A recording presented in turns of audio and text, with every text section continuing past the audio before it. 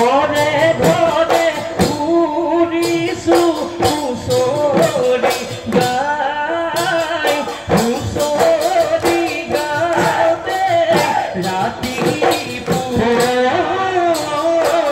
দেউতাৰ ঘৰতে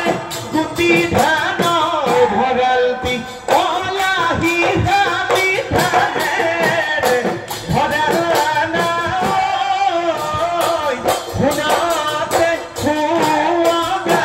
চৰানা দেউতাৰ আগে পাছে তামোল পাণৰ বাৰী এনে নুশুৱনি লাগে না দেখিলেই মন প্ৰাণ জুৰে না গৰু